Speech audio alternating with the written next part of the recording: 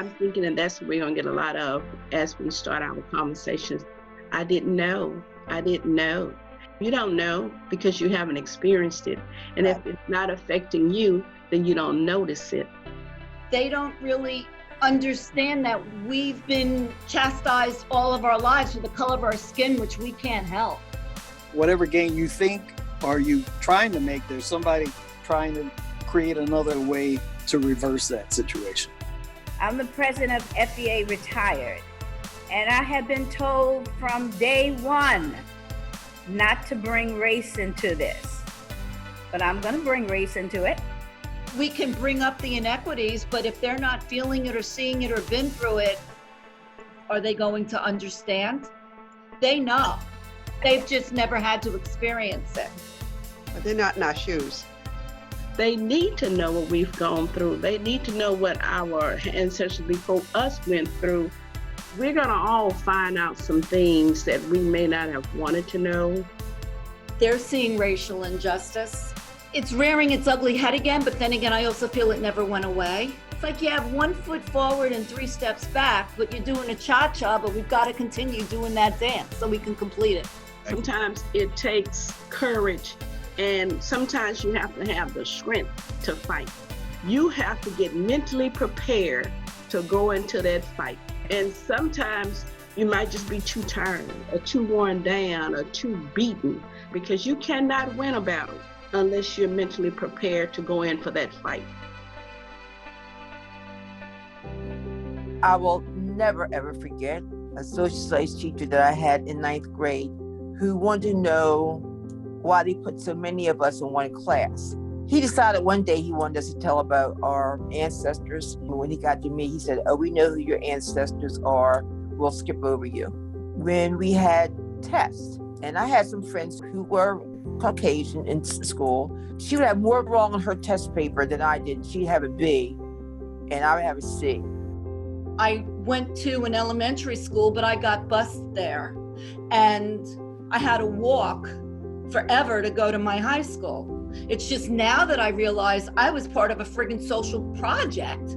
I remember getting the interview and I walked in and it was these white gentlemen and me. I was qualified, but I had to sit outside the room. What are we gonna do? She's black. We gotta hire her. She's black. We gotta hire her. We're gonna get sued. We gotta hire her.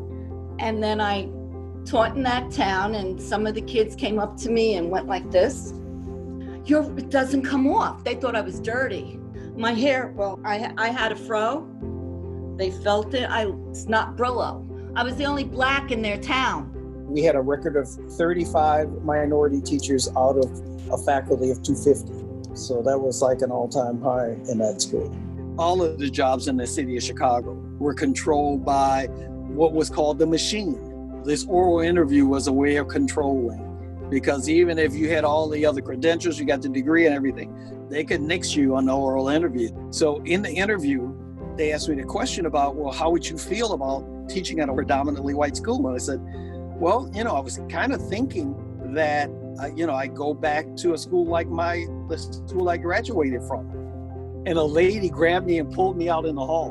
And she said, "You went to Knox College. Would you really be against teaching at a predominantly white school?" I said, well, not totally. And so I went back in there and changed the answer to the question and I passed the oral exam. Do speak up, and we're still not heard. If the white people said to us, "What do you want from us?" For justice, but I don't back away. I guess I'm too old to back away. I don't like to sit and do nothing. That's when I joined the Army. So the second time I went in as an officer. In the beginning, I was kind of quiet. But then again, I started saying to myself, "But what are you doing? It's your life." So I started stepping in the mud and got deep, but I didn't stop. I believe if you fall, get up. I don't take my race as a setback for me. If I can move forward and do the best I can do, and I can get something done, I learned how to keep going and not give up. And I think that's what we all need to do. The reason I got into the union business was that was the only support system. And that was probably the only system that crossed race.